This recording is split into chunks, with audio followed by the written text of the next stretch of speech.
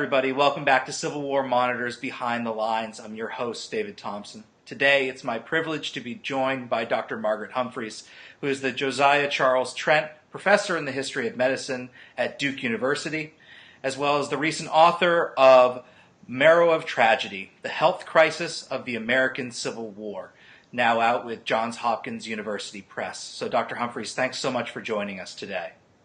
Well, thank you, David, for inviting me. As of late, really, we've had a lot of popularity with Civil War medicine, and I think this definitely falls into that category, although you're coming at it from a bit of a different angle from the traditional historian's approach. So I wonder if you could perhaps give us just a little bit of a brief overview of what the book's really about. Well, I started from the fact that I was a historian of 19th century medicine, history of diseases, particularly medical practitioners, a wide variety of topics. And one of the problems with writing the Civil War in general is people who tend to be Civil War historians do just those 5 years, maybe a little bit before, a little bit after. But I was looking at the whole century and wondering how the war had changed medicine. So that was my first question. I realized way back in my first project that I stopped in 1859 and started again in 1873. I didn't know what to do with the war. So I thought there's probably something else to be said that other historians have not said about the war in medicine. That's where I started. It took me several years to figure out what I really had different to say about it. It took reading all that material, reading a lot of primary sources, and probably also the impact of having a child of my own made me realize that you have a sick child. Even now, you go to the doctor's there for 5 minutes, says it's strep throat, and you're the one who's with the child for 5 days, coaxing the pink amoxicillin down them, cleaning up when they throw up, dealing with them when they whine. So feeding them something, get it down, that sore throat. The point being that I realized even more so in the 19th century, medical care happened in the home. And yes, there were doctors before the war, after the war, during the war, but the home and generally the women folk were the ones doing the caring. And if you start from that assumption, you realize how massively out of place the Civil War soldier was when he was sick. His culture, his experience said, when you're sick, you're at home. And yet, there are hundreds of thousands of men not at home, sick or wounded. And you have to create a new sick room for those men, a new healing environment. And if you start from there, you get a very different picture from starting with the Civil War, the Surgeon General's offices, if you will. Right. Now, I wonder, you mentioned that you're kind of taking a very much a elongated approach to this beyond just 61 to 65. What was the medical situation like, aside from the fact that your home may be kind of a more familiar respite, a place that you're going to be recovering? But aside from that, what is the medical situation like on the eve of the war in the United States? Well, just to finish up on the place, the only people in hospitals were the poor or the out-of-pocket in some way or the other, sailors, for example, who were away from home. Everybody else was at home. Even the affluent, if they were traveling, would be in a hotel and a doctor would come to them. So that's the standard. Now, who were the practitioners? There were what at the time would have been called orthodox practitioners, some people called them allopaths, and they saw their tradition as leading back to Hippocrates. They trained at medical schools like Harvard and Yale and Dartmouth and Columbia, or Penn, particularly University of Pennsylvania, and they practiced a kind of medicine that included techniques like bloodletting, using the drug calomel, which had mercury in it, but also quinine, opium, other drugs that were available to them. There were sectarian practitioners, and that term sectarian may be more familiar to people for religious differences, but if you think of, say, today's chiropractors or other groups that see themselves as not mainstream or outside of the mainstream alternative practitioners. And they tended to practice either medicine that was herbal-based or the first version of homeopathy was out there. But also much of practice was home-based, woman-based recipes. You'd have your mother's recipe for biscuits and your mother's recipe for a sore throat syrup, all in the same book. So there were many varieties of healthcare. A few women practitioners, not very many, mostly men, and a wide variety of training in their background. Now, one of the things that really struck me as I started to delve into this book was that you mentioned that many of the studies that have come before you have chosen to really focus perhaps on the doctor, if you will, kind of that male figure, be it a biography of a given individual or just kind of more of a top-down approach. But you want to stress that, as you mentioned in the work, that this gendered concept of these hospitals, that once they do emerge, there's a heavily gendered component to them. And I wonder if you could just speak to that a little bit, because I found that to be a really fascinating way to really approach this topic. Well, I began with the thought that any culture, and particularly that culture, mid-19th century America, had labels for jobs. Cooking is a woman's job. Plowing might be generally a man's job. Working in a store might be generally a man's job, although some women did it. Being a clerk, what we might think of as a secretary in a business, that was a man's job. So taking care of the sick patient was a woman's job. Cleaning up messes from uncontrolled feces, pouring food down the unwilling sick mouth, washing clothes, sewing clothes, all that sort of thing. These were women's jobs. So, and then when you throw in the question of what's a servant's job versus what's an affluent woman's job, it gets a bit more complicated, especially in the South. But in the Civil War hospitals, suddenly men are being told to organize a hospital, organize a sick room, and they don't know how. It doesn't occur to them, for example, that men need pajamas, that the men come in wounded wearing the same woolen uniform they got shot in or they got sick in. And the first thing a woman would do is take that nasty thing off the man, wash him, and put him in pajamas. But somebody has to think of that. They need a bedside table. They need a drinking glass. These things are the kinds of tasks and thoughts women would be more likely to have than men in that time period. What inspired you to tackle this topic? It's a fascinating story. I mean, I know the answer having looked at the book, but I wondered if you could share that with our viewers, because I think it's very much a personal story for you. Well, as I think I put in the intro to this book, in second grade, I grew up in West Tennessee, not very far from Fort Donelson, and so the Brownies went off to Fort Donelson as part of their weekend outing or something. And they had display cases with surgical kits, and I thought those were fascinating. But the other thing I remember from Fort Donelson is they talked about the fact that I think these were the Union troops, and I'm sure there are people out there that could tell me exactly, were marching in the springtime of West Tennessee, and they got hot. They were carrying blankets and backpacks and all this stuff. And they said they were young. This is March 1862, or I think April by the time they got to Shiloh. They were hot, and they didn't see the point, and they threw their blankets away. And then it snowed. I mean, the weather changes quickly in this part of the world.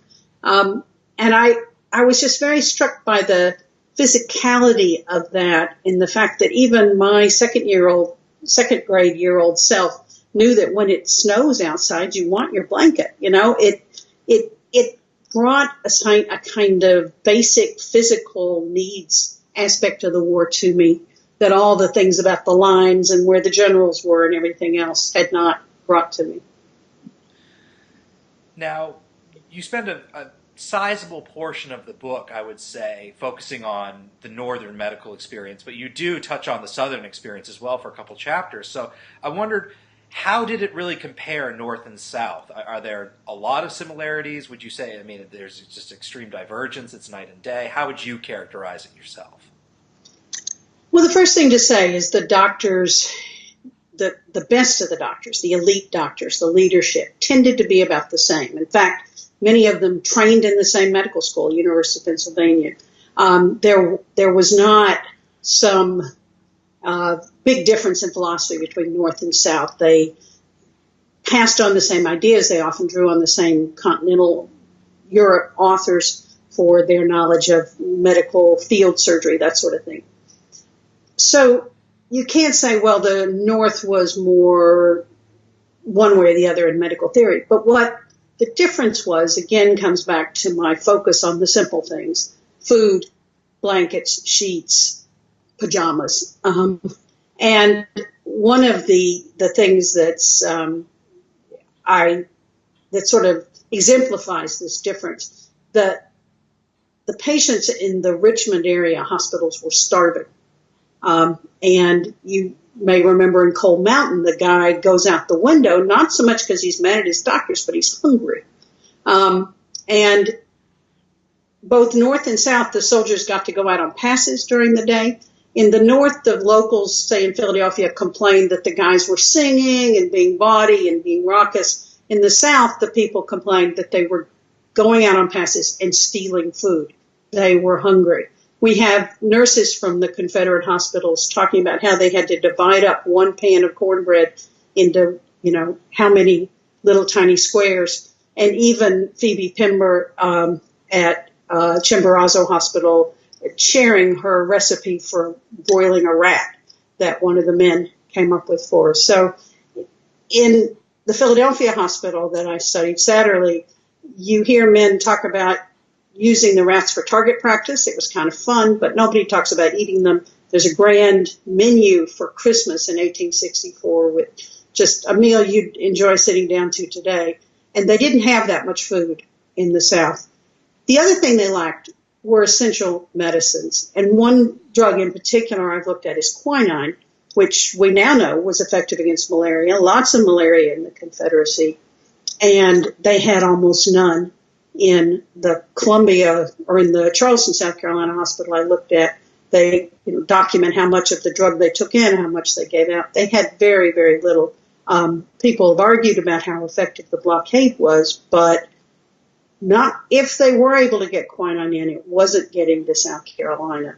It wasn't getting also to the Virginia hospitals. So you could do more with that and more with understanding what was really going on. But the hospitals differed in basic supplies, and I think with a difference in outcome of likelihood of survival.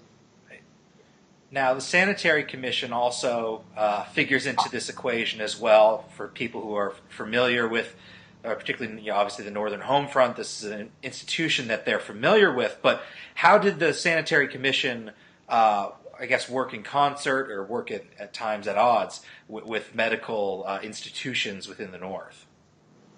Okay, so the Sanitary Commission, just for people who don't have a clue about it, it was something like the Red Cross. They saw themselves as an adjunct to the Army's medical department in the North, the Union. The Confederacy had various agencies like this, but the Sanitary Commission in the North was a major institution. They raised money, and what they did with that money was to provide extra food to both the men in camp and the men in hospitals. They did things like provide those pajamas I keep talking about. They provided bed sheets. They early in the war, when the Army Medical Department had not really thought about how are we going to get the sick and wounded out of there into northern hospitals, the Sanitary Commission would rent boats in places like Cincinnati or in Maryland and go down to Virginia to bring men back. And they'd bring nurses and they'd staff those boats, they'd stock those boats, with hospital beds and supplies. And they'd bring the men back up north when the Army just didn't have a plan for how to deal with those. The Army got much better, the Union Army, at moving men around. And the, Letterman system of battlefield evacuation and so forth becomes one of the big accomplishments of the war of the Union side. But early on, the Sanitary Commission is stepping in to solve that problem. They got the men out of Shiloh, for example, to hospitals in St. Louis, Louisville, and Cincinnati, when the Union just wasn't that organized yet. Now, I'm sure that there's a plethora of primary sources that you were dealing with. You do mention, obviously, that some of the source material for the South of the Confederacy is lost when Richmond burns right at the end of the war. But obviously you're consulting secondary sources as well. I was wondering if there was a particular book, if somebody picks up your book and they love it dearly and they want to read even more about it, is there another one that you might recommend that could perhaps accompany it? Well, there's so many things that, this chapter really leans on this book or that book. I would say on nursing particularly, I was somewhat actually hindered by the fact that Jane Schultz had already written a book called Women at the Front. And I couldn't really go beyond her because she'd done so much of it, but I wanted to talk about the topic. So certainly on nursing, I'd recommend that book. A major topic that I realized I hadn't done enough with, but was the role of contrabands and black refugees during the war and their health crisis, and even more so than the white civilians, the black civilians were devastated by the war. And books by Thavolia Glimpf and Jim Downs are both fill in that information very fully. The whole issue of the Sanitary Commission and women's action in the North, Judy Giesberg's book about both the Sanitary Commission and women in the home front in the North are very strong. The list goes on and on. Right. Generally, everything by Gary Gallagher, which you probably know. Joseph Glathar's look at Lee's Army and the detailed quantitative analysis is also very helpful. So often I would just stop and say, they've already done that. I'll just cite them. You have to do that in the Civil War. The list is so deep. And it probably doesn't hurt that you have you're in such close proximity to some of these scholars, either at your institution or just down the road at the Tar Heel inclined institution that we won't name because you are at Duke. But that's true. Your shirt's a bad shade of blue. This is true. I should have realized that before I mapped out this interview.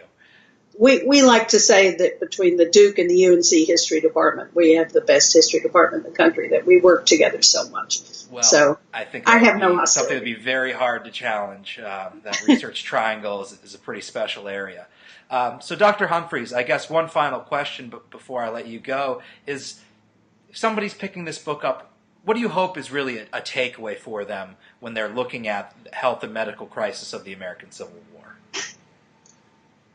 Well, I suppose one thing is to realize what an enormous challenge having all of medical care moved from one place to another was, and how important the weakness of the body was. That's one obvious takeaway, although a lot of people have commented on that. How many men died? Twice as many of disease as of battle wounds.